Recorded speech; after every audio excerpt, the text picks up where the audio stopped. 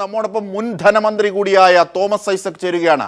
Shri Thomas Isaac, ഗുരുതരമായ കാര്യങ്ങൾ, budget leak ചെയ്യുക എന്നത് വലിയ കുറ്റമായിട്ടാണ് പൊതുവെ നാം മനസ്സിലാക്കുന്നത്. പ്രീ ബജറ്റ് ഡിസ്കഷൻ ആകാം, ഒരുപക്ഷെ കോഴയ്ക്ക് വേണ്ടി ബജറ്റിലെ കാര്യങ്ങൾ വെളിപ്പെടുത്തുന്നു എന്ന ഗുരുതരമായ കുറ്റം കൂടി ഇപ്പോൾ പുറത്തെത്തുകയാണ്. ബാബുവിന്റെ തന്നെ മൊഴിയുടെ പകർപ്പ് പീപ്പിൾ ടിവിക്ക് ലഭിക്കുന്നു. ശ്രീ തോമസ് ഐസക്, അതീവ ഗൗരവമായിട്ടുള്ളൊരു കാര്യമാണ്. ഞങ്ങളൊക്കെ പ്രീ ബഡ്ജറ്റ് ഡിസ്കഷൻ നടത്താറുണ്ട്. പക്ഷെ ഒരിക്കലും ബഡ്ജറ്റിൽ എന്താ വെക്കാൻ പോണെന്ന് ഞങ്ങൾ ചർച്ച ചെയ്യില്ല. അത് ചർച്ച ചെയ്ത് കഴിഞ്ഞിട്ടുണ്ടെങ്കിൽ ബഡ്ജറ്റ് രഹസ്യം പുറത്തുവിടലാണ്. അതിന്റെ അടിസ്ഥാനത്തിൽ നിങ്ങൾ നേട്ടമുണ്ടാക്കാൻ ശ്രമിക്കുന്നതാണെന്നല്ല വേറെ ഒന്നും ന്യായം പറയാൻ പറ്റത്തില്ല. അവർക്ക് പറയാനുള്ള എന്താണ് ഇതിനെ കുറിച്ചുള്ള താല്പര്യം? നിരക്ക് വർദ്ധിപ്പിക്കണോ, അത് പ്രയാസം ഉണ്ടാക്കുമോ എന്ന് ചോദിക്കാം. പക്ഷെ ഞങ്ങളിപ്പോ 30% ആക്കാൻ പോണു.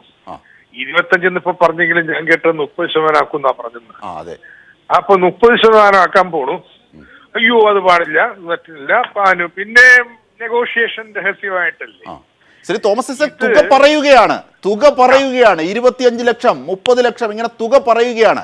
പ്രീ ബജറ്റ് ഡിസ്കഷൻ എന്ന് പറയുമ്പോൾ തന്നെ അതിന്റെ പ്രസക്തി നഷ്ടപ്പെടുന്നു. അതല്ല, പ്രീ ബജറ്റ് ഡിസ്കഷൻ അല്ല ഇവിടെ നിന്നത്. ബജറ്റ് ലീക്ക് ചെയ്ത് അഴിമതിക്കും കോഴയ്ക്കുമുള്ള സാഹചര്യം ഒരുക്കുകയാണ് ബാബു ചെയ്തതെന്ന് ബാബുവിന്റെ തന്നെ മൊഴി പറയുന്നു. അതെ, ഇത് വളരെ ഗൗരവമായിട്ടുള്ള കാര്യം. ചിലർ അഭിപ്രായപ്പെടാണ് ധനമന്ത്രി അല്ലാതെ മറ്റുള്ളവർ പ്രീ ബഡ്ജറ്റ് പാടില്ല. ഞാൻ അഭിപ്രായക്കാരനല്ല. ഇപ്പൊ മോട്ടോർ വാഹന നികുതിയില് അവർക്ക് നിശ്ചയമായിട്ടും ആ മന്ത്രിക്ക് സംസാരിക്കാം, അത് തെറ്റൊന്നുമില്ല. അങ്ങനെ ഒരു ലേഖനം ഒരു പത്രത്തിൽ വന്നിരുന്നു. പക്ഷെ ഇവിടെ ഉണ്ടായിരിക്കുന്നത് പ്രീ ബഡ്ജറ്റ് ഡിസ്കഷൻ അല്ല. ഇവിടെ ഉണ്ടായിരിക്കുന്നത് ബഡ്ജറ്റിൽ ഇത് ചെയ്യാൻ ഞങ്ങൾ ഉദ്ദേശിക്കുന്നു. ചെയ്യാൻ ഉദ്ദേശിക്കാൻ ചെയ്താൽ പോരെ, അത് ഉദ്ദേശിക്കുന്നു. ഇനി അതല്ല നടപ്പായത്, അതല്ലെങ്കിൽ അതിന്റെ അർത്ഥം അത് ആ ചർച്ചയുടെ അടിസ്ഥാനത്തിൽ സ്വാധീനിക്കപ്പെട്ടു എന്നുള്ളതാണ്. അത് ഒട്ടും ശരിയായിട്ടുള്ള കാര്യമല്ല, വളരെ തെറ്റായിട്ടുള്ള കാര്യം. അതൊന്ന്. രണ്ടാമത്തെ കാര്യം, താങ്കൾ ഈ ചർച്ചയിൽ ഉടനീളം വേണം. കാരണം ഇത്രയേറെ പ്രസക്തമായ ഒരു വിഷയവുമായി ബന്ധപ്പെട്ട് ഏറ്റവും ആധികാരികമായി സംസാരിക്കാൻ ഇതുള്ള ആൾ താങ്കൾ എന്നുള്ള നിലയിൽ ശ്രീ തോമസ് ഐസക്, രണ്ടാമത്തെ കാര്യം വിവരാവകാശ രേഖ. അതായത് വിവരാവകാശ രേഖ പ്രകാരം എക്സൈസ് വകുപ്പ് നൽകുന്ന കാര്യം ഇതാണ്: ഇത്തരത്തിൽ പ്രീ ബജറ്റ് ഡിസ്കഷനോ അല്ലെങ്കിൽ ബാറുടമകളുമായോ ചർച്ച നടത്തിയിട്ടില്ല എന്ന്. പക്ഷേ മന്ത്രിയുടെ ചേംബറിൽ ഇങ്ങനെ ചർച്ച നടത്തിയെന്ന് വിജിലൻസിന് ബാബു തന്നെ മൊഴി നൽകുന്നു. ഈ വൈരുദ്ധ്യം വിവരാവകാശ രേഖ ചതിക്കുന്നു. അത് കാരണം വെച്ച് കഴിഞ്ഞാൽ സാധാരണഗതിയിൽ പ്രീ ബഡ്ജറ്റ് ചർച്ചയ്ക്ക് വിളിക്കാറില്ല. കാരണം പ്രീ ബഡ്ജറ്റ് ചർച്ചയിൽ ഈ നികുതി ഇനങ്ങളൊന്നും കൃത്യമായിട്ട് ഒരു കാലത്തും ചർച്ച ചെയ്യില്ല. മറിച്ച് ബഡ്ജറ്റിന്റെ പൊതുദിശ എന്തായിരിക്കണം അതിനെക്കുറിച്ച് നിങ്ങൾക്ക് വല്ല അഭിപ്രായം ഉണ്ടോ? അല്ലാതെ നികുതി ഇന്നത് കൂട്ടിക്കോട്ടെ കുറച്ചോട്ടെ ഒന്നും ചർച്ച ചെയ്യില്ല. അപ്പൊ ഈ ബഡ്ജറ്റിന്റെ പൊതുദിശയെ കുറിച്ച് ആർക്കാ പറയാൻ പറ്റുക? ധനമന്ത്രിക്കാണ്. അതുകൊണ്ട് പ്രീ ബഡ്ജറ്റ് ചർച്ചകൾ കീഴ്വഴക്ക പ്രകാരം ധനമന്ത്രി ചെയ്യുന്നതാണ്. അവിടെ ആ ചർച്ചയിൽ കൃത്യമായ ഒരു നികുതി നിർദ്ദേശമല്ല, പൊതു ബഡ്ജറ്റിൽ നല്ല കാര്യങ്ങൾ കേരളത്തിന്റെ വികസനം ശക്തിപ്പെടുത്താൻ നിങ്ങളുടെ അഭിപ്രായം എന്താണ്? കേരളത്തിൽ നമുക്ക് കൂടുതൽ ധനം വിഭവസമാഹരണം എങ്ങനെ നടത്താം എന്നത് സംബന്ധിച്ച് അവരുടെ അഭിപ്രായങ്ങൾ കേൾക്കാം. ആ അഭിപ്രായങ്ങൾ തീരുമാനമെടുക്കുക എന്നുള്ളതാണ്. അതുകൊണ്ട് കീഴ്വഴക്കം അനുസരിച്ച് മറ്റൊരു ഡിപ്പാർട്ട്മെന്റുകൾ നടത്താറില്ല, തെറ്റല്ലെങ്കിൽ പോലും.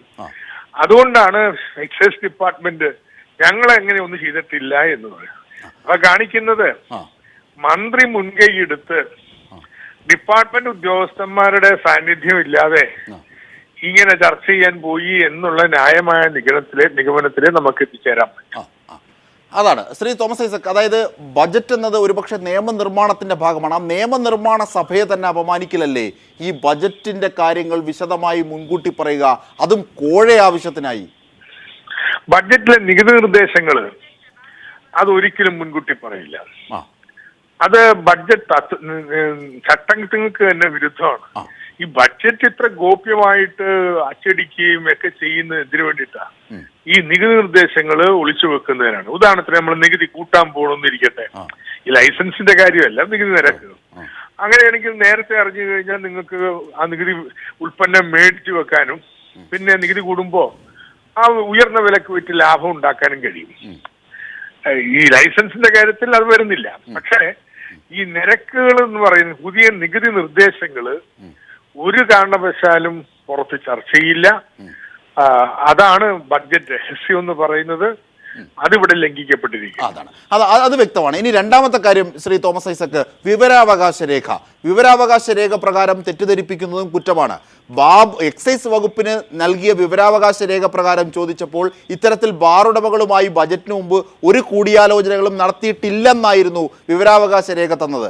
പക്ഷേ അങ്ങനെ നടത്തിയിരുന്നു എന്ന് ബാബു തന്നെ വിജിലൻസിന് മൊഴിയായി നൽകുകയും ചെയ്യുന്നു. ആ മൊഴിപ്പകർപ്പ് ലഭിക്കുമ്പോൾ ആ വൈരുദ്ധ്യം കൂടിയുണ്ട്. അതും ഗൗരവമല്ലേ ശ്രീ തോമസ് ഐസക്? അതിന്റെ കാരണം ഇതാണ്, ഡിപ്പാർട്ട്മെന്റ് ആ രീതിയിൽ സാധാരണ ചർച്ചകൾ നടത്തില്ല, അങ്ങനെ കീഴ്വഴക്കം ഇല്ല. അതുകൊണ്ട് ആ കീഴ്വഴക്ക പ്രകാരം ഞങ്ങൾ നടത്തിയിട്ടില്ലെന്ന് പറയുന്നു. എന്നാൽ മന്ത്രി നടത്തിയിട്ടുണ്ട്. അപ്പൊ അതിന്റെ പ്രശ്നം വെച്ചാൽ ഡിപ്പാർട്ട്മെന്റ് ഉദ്യോഗസ്ഥന്മാരില്ലാതെ ഇക്കാര്യം ചർച്ച ചെയ്യാൻ മന്ത്രി എടുത്തെങ്കിൽ അതിലേറെ തെറ്റ്. ബഡ്ജറ്റ് ചർച്ച വെച്ചാൽ മന്ത്രി പോയി ചർച്ച ചെയ്യുന്നില്ലെന്ന് ഡിപ്പാർട്ട്മെന്റ് ഉദ്യോഗസ്ഥന്മാരോട്ട് ഒരുമിച്ച് ഈ ചർച്ച നടത്തുന്നത്. അപ്പോ ഇവിടെയും ഗൗരവമായിട്ടുള്ളൊരു വീഴ്ച എക്സൈസ് മന്ത്രിക്ക് സംഭവിച്ചിട്ടുണ്ട്. ഇനി മൂന്നാമത് ഇതിന്റെ പ്രധാനമായ രാഷ്ട്രീയമായ പ്രശ്നം കൂടി ഉന്നയിക്കപ്പെടുന്നതിലേക്ക് കടക്കാം ശ്രീ തോമസ് ഐസക്. അതായത് ക്വിക്ക് വെരിഫിക്കേഷന് ശേഷം മാണിയുടെ കാര്യത്തിലുള്ളതുപോലെയല്ല ഇരട്ട നീതി എന്നുള്ള ആരോപണം ഒക്കെ നിൽക്കുന്നു. അതൊക്കെ അവിടെ നിൽക്കട്ടെ. പക്ഷേ ക്വിക്ക് വെരിഫിക്കേഷന് ശേഷം തെളിവില്ല എന്ന് പറഞ്ഞുകൊണ്ട് വിജിലൻസ് ബാബുവിനെതിരായ കേസ് എഴുതി തള്ളുന്നു. പക്ഷേ ബിജു രമേശ് ഉന്നയിച്ച ആരോപണം ഇതാണ്, ഫീസ് കൂട്ടുമെന്ന് പറഞ്ഞ് 30 ലക്ഷം ആക്കുമെന്ന് പറഞ്ഞാണ് തങ്ങളുടെ കയ്യിൽ നിന്ന് പിരിച്ചതെന്ന്. പക്ഷേ അത്തരത്തിൽ പിരിക്കാനുള്ള കാരണങ്ങളെല്ലാം ബാബുവിൻ്റെ മൊഴിയിലും ഉണ്ടായിട്ടാണ്.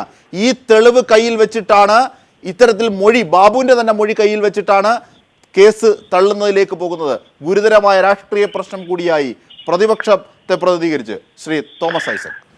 ഇത് കാണിക്കുന്നത് ഇവിടെ വിജിലൻസിനെ രാഷ്ട്രീയമായി ഇടപെട്ട് ചില തീരുമാനങ്ങളിലേക്ക് എത്തിക്കുകയാണ് ചെയ്തത്. അത് ആഭ്യന്തരമന്ത്രി അറിയാതെയും ചെയ്യാൻ പറ്റത്തില്ല.